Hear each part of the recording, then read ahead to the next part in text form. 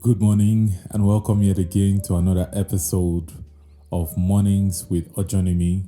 I am your host, Ojonimi, and today's question is going to be very simple. What are you mastering this year?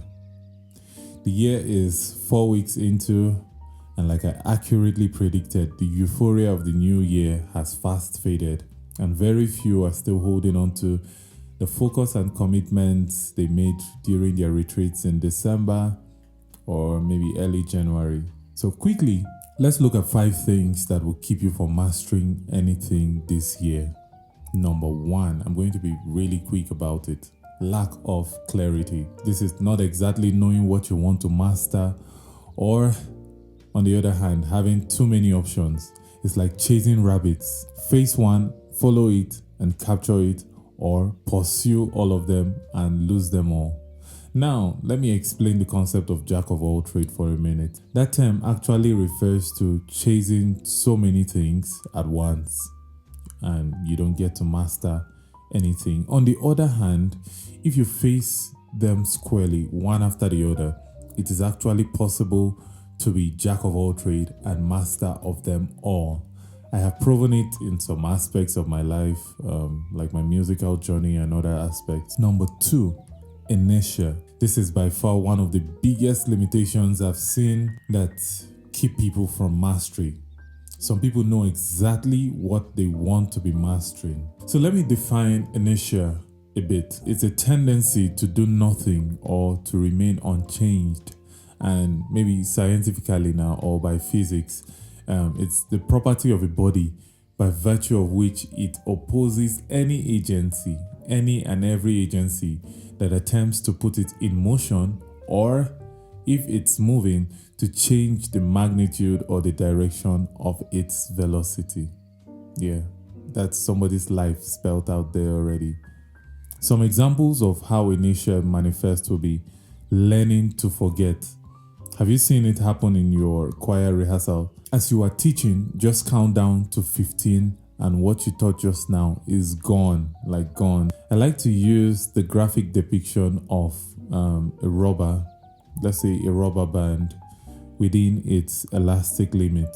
Yeah, that's exactly what happens. Once you take the force out, it returns to its state of rest and energy. Recognize that every one of us have these tendencies. Remember in my earlier definition, I said it is a tendency to do nothing.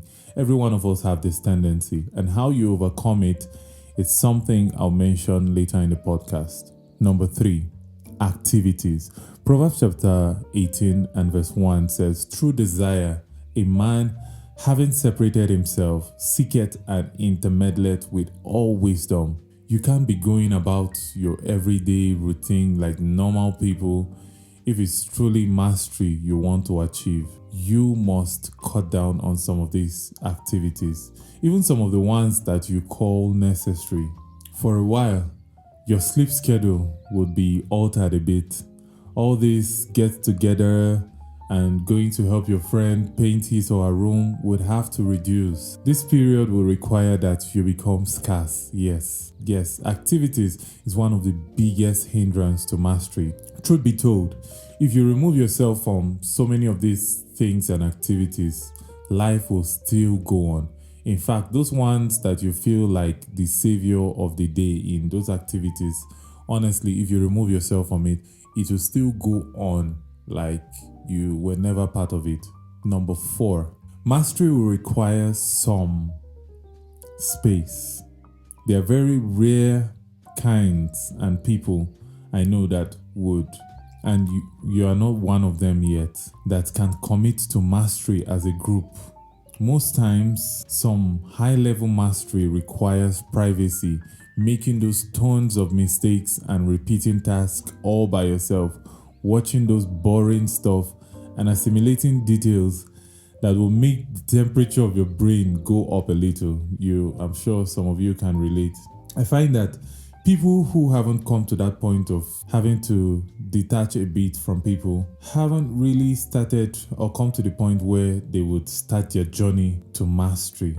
So having an unhealthy attachment to people and company and association is going to be one of your biggest limitations to mastery.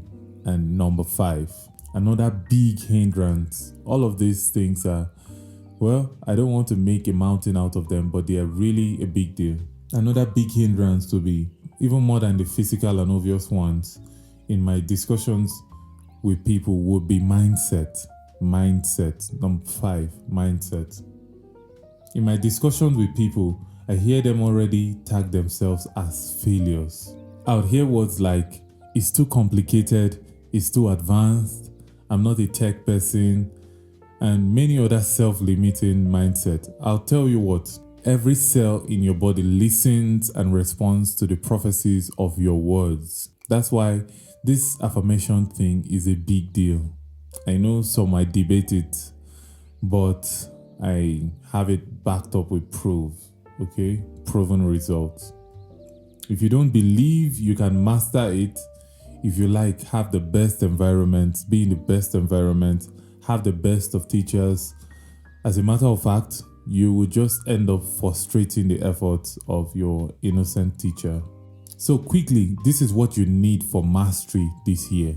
So pen this down, write them in your journal or in your diary. Clarity, number 1, clarity, focus, and determination. I put these 3 together.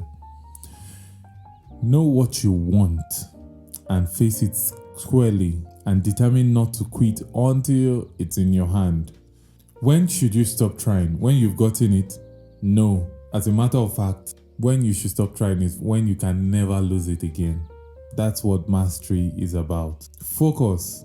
This is an acronym for focus.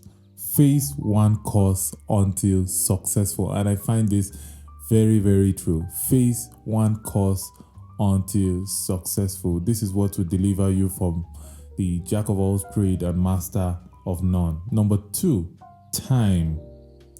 You don't have time, that's true. But it's not because you don't have time. It's because you haven't created time or scheduled time for those activities that will help for your mastery. Okay, so create time. You will need a large chunk of time. You're going to need a large chunk of time. Some people ask me, how many hours should I commit? Honestly, that question, I would answer, this is my answer to it. It's relative. And this is why I say so. For slow learners, you will need more time. Time to be patient with yourself. I'll even tell you what, there are some tasks that require mastery, and some people will just commit like 1 hour daily. But for me, those same tasks, there are sometimes I'm having to commit like 6 hours. And that's because I know myself. I think it was one of these Greek philosophers, Socrates, that said, son of man, know thyself, right? So know your capacity, know your level of assimilation, and then use that to gauge the time you are to commit to mastery. Okay, so if yours is requiring 3 hours, give it 3 hours. If it's requiring 8 hours at the initial stage, give it at 8 hours. Number 3, get the right resource materials. Don't confuse yourself with many teaching methods. Just pick from the best and learn from them. For mastery, learning from the best is very, very, very important. That's something I would recommend. And luckily, the internet, the YouTube have opened that opportunity to every one of us. Some of the world's best already have their workshops and masterclasses as paid courses, and some of them even have it as free courses. So begin to scout around and look for these materials, the softwares you need to work with. It might not even necessarily be skilled as in skill that you need to work. It can be life coping skills and other things, okay?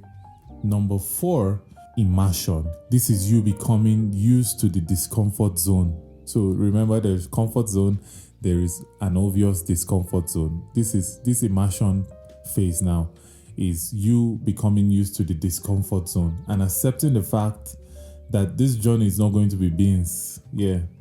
At that point, you are becoming one with your skill set. You are burning it into your subconscious mind, training your muscle memory.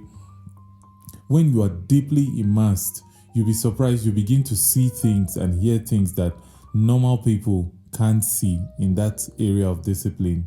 And this is what makes the difference. If everybody can see it and everybody can do it, then there will be so much of competition. But this is what mastery does for you. You show up in a place and you can see and hear things that other people cannot see and hear. But this is because you have thoroughly immersed yourself in that. And finally, persistence. If you are tired, rest.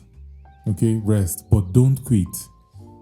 Keep at it until you break the inertia. This is why there is emphasis on extended efforts on things like prayer. As you tarry long, you begin to break thresholds. You break that elastic limit and you almost can't return to where you left. Same thing with mental transformation and physical transformation. When you break the threshold, you mostly sometimes can't shrink back to normal.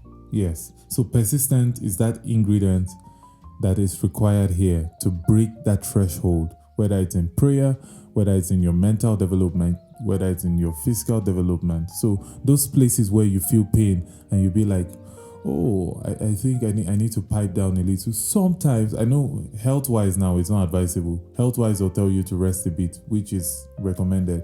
But sometimes that's your body trying to learn the new information, and that new information is kind of inflicting some discomfort and pain. Sometimes that's the time to push at it, okay? And your body just gets it. And also, finally, supreme excellence. Commit to never do things in mediocre form. Commit to never do mediocre stuff. This will be one of your boarding passes to mastery. I would always tell my friends, start out basic and amateur as possible, but don't stay there for long. You don't have any advantage as an amateur. So these are my counsels quickly. Very, very quick, straight to the point. Write that one thing you are going to be mastering this year in your journal and schedule time for it. Like write it out. Write out the time plan. You might not necessarily start now in January. It can be somewhere around February, March. That's when you have more time. But schedule time for it. These 3, 4, 5 months, this is what I'm going to be doing consistently until I get it. Okay. Also, note that repetition is key. It's going to be very, very key. Make up your mind that as far as it is doable, that's as far as human beings are doing it, I can do it also. And the sky will be your starting point. Go in power this week. See you in the next one. And bye for now.